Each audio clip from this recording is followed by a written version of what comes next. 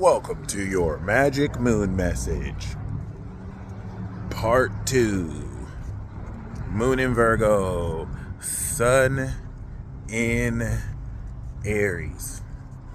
The moon is coming over the last 15 degrees of Virgo, and depending on how you listen to that sentence, I'm sorry that it's actually kind of disgusting. But excuse any sick minds in the equation. This is bringing to a full mastery in the sign of the master. If you think like Kobe Bryant is the master of basketball, right? This analytical understanding heightens at a critical degree, literally 29 degrees, the full mastery, the full integration, and the full preparation for harvest relative to who you are. This a lot of today is literally fully understanding how it is you are who you are through your habits, through your behaviors. The mutable nature of this enables flexibility. So anything about these habits that you don't like, you literally can change. And everything that you do, you can reinforce. Once we step into the eclipse on the full moon, an aspect like that is like cementing now on your character these elements of your habits. What you reinforce and do over and over, now when you're with other people, that's what's going to integrate towards them. So the way you behave, that's how you're going to take who you are and express it to other people. 2 sixth houses equal a balanced 7th house. 2 balanced 6 houses equal a balanced 7th house. And that means if your 6th house is good, but your partner's 6th house of lifestyle is not good, now their lifestyle is not balanced and it cannot support a balanced relationship with you. So now, even though your habits and routine are right, someone else's bad habits can get in the way of both of you connecting. And this is also the case when it's you or the other or both, right? So regardless, it's not necessarily like there's any unnecessary performance needed because you've activated this cycle 2 weeks ago. So this is really putting the gaze. I like to see transits like this as like tightening a bandage around your arm. You're literally adjusting it to where it is perfect, just the right length or just the right feel. But this analytical understanding is not only helping you reinforce and integrate behavioral patterns towards your identity and character, right? For example, I made sure during this period, while I've restarted my workouts, to just kind of establish certain things that I'm committing to doing every day, right? Of course, they could be subject to change, but with a transit like this, even though I could do the same thing on any other day, it, in line with this theme, really helps this clearly direct where I'm taking myself, and that's my life. Okay. It's a way that, for example, so what I just said, it's like, I don't have to follow the clock, right? The reason why we have a clock relative to what things are scheduled and however people perceive time, I don't have to follow the clock. I can basically wake up at 10 p.m. I can work late at night. You know what I'm saying? I could literally do whatever. I also have the opportunity to be in line with, whatever natural flow is prescribed. Subjectively, there could be a system where people usually wake up at this time, do certain things, go to bed at a certain time. I can now also choose to align myself as the sun rises. I can get up, be active. As the sun sets, I go to sleep. So you don't have to do that though. And it doesn't mean that it's worse. It's the same with astrology. You don't have to be like some of these fanatical nuts who, oh, the moon is in this sign and so I have to do this, and Venus is doing this so I can't travel. You really don't have to. You can just, the purpose of it is to be aware of it, but then you decide what you do with it. To be honest, it's like the weather. You also can align with it though. You could know, okay, Venus is going to be through here. This is what's supported. This is what I can do about it. And you can align with it. So just keep that in mind. Like when I say transits like this, I'm not necessarily saying it in a way where it's fatalistic and like it rules you. Some people are weird like that. And then some people kind of use that to say, see, this is why astrology is bad. When it's like, just learn your moon sign, boo. Just learn your moon sign. It's not a demon, I promise you. So anyway, with that being said, this hardcore realization of what you're about to unlock with the eclipse is very iconic, because this is getting ready to reveal a hidden layer of your persona that you have spent the past 2 years awakening through Saturn leaving Aquarius, going through Capricorn. Now it's time to experience the effect of it, because we like to rush things in society. We like to be like, oh, we're working it on this year. It should be ready next year, which is just filled with so much entitlement and hubris, where, outside of the psychological time that society has chained and trapped you to, things grow when they fucking grow. Like, and that could be quick for some people, that could be slow for some people. And when you don't respect the process, that's where problems come through.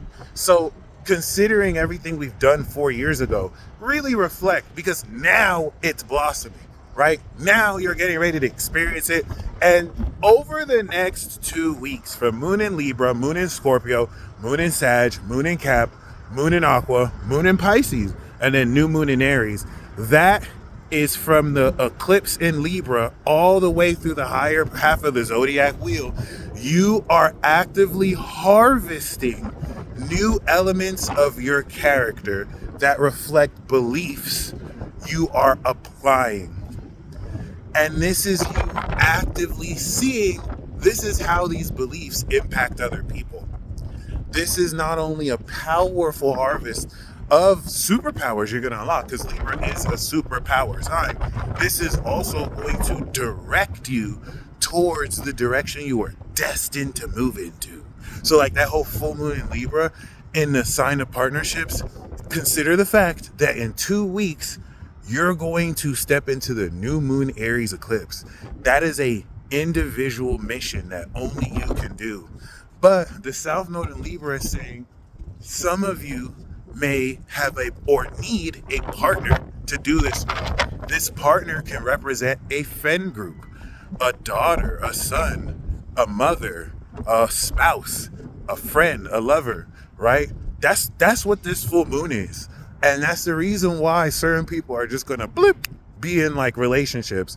And I don't necessarily mean exclusively romantic relationships, but very exclusive partnerships. You're going to, over the next 2 weeks, form and develop these partnerships, boom, and then go on this individual mission.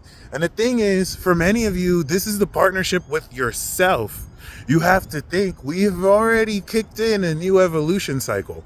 So this is you partnering with yourself and getting to know yourself for the first time again over the next 2 weeks. Very poetic. So this moon in Virgo, once again, is a very full, real, practical, tangible, on earth understanding of how it is you are perfecting and mastering who it is you are. The machismo you say things with. All right, I'm gonna stop right now. The confidence with which you express yourself with, right?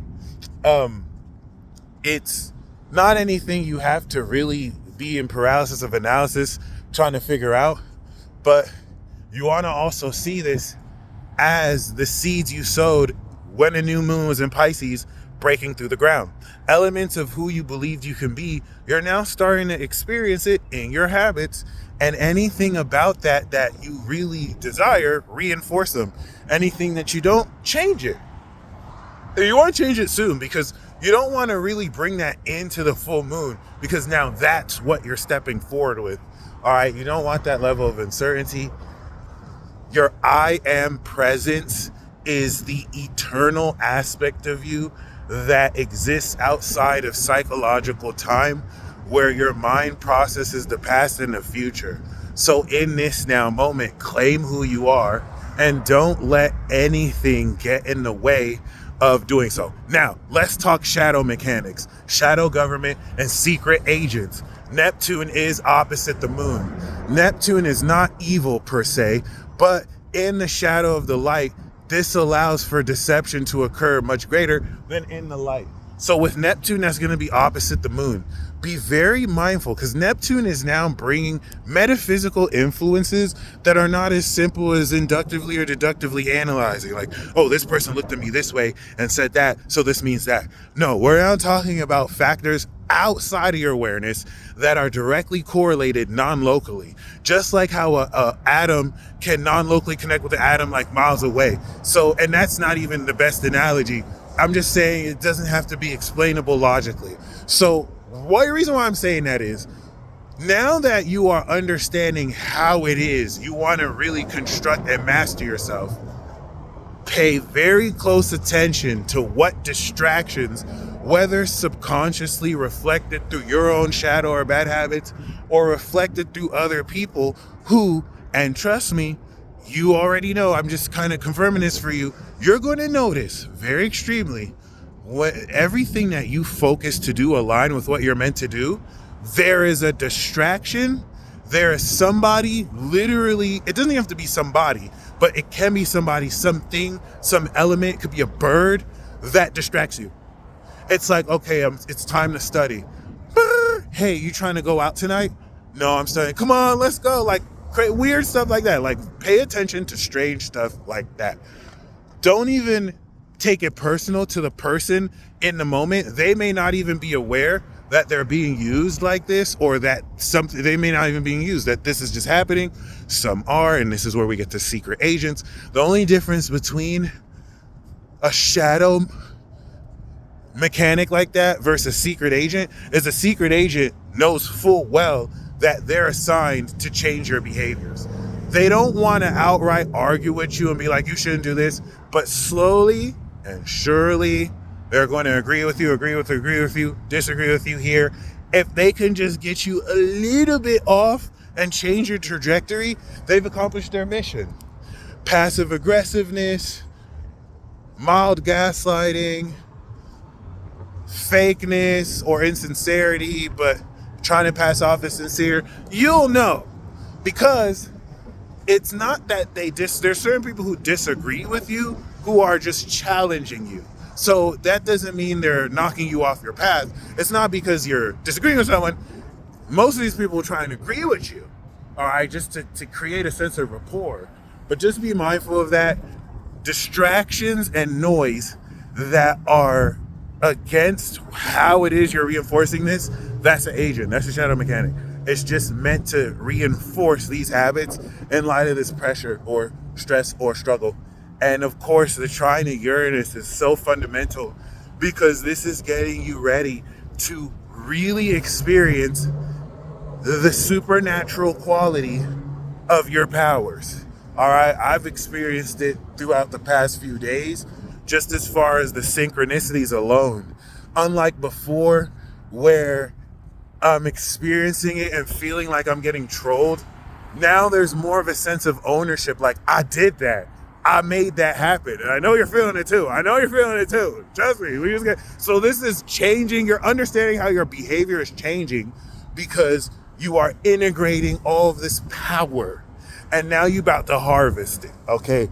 And remember, this activated divine magic. So everything you're harvesting relative to that is getting ready to direct you towards this perspective switch. And of course, now once we come to full moon to new moon, it's power, baby. So we're getting ready to unlock superpowers. Make sure you are understanding how it is you really want to step into that, perform who you are now to people, and enjoy, because war is kicking up. Okay, we're definitely in the war arc. All right, and it's gonna be lit. We ride at dawn, motherfuckers. Peace.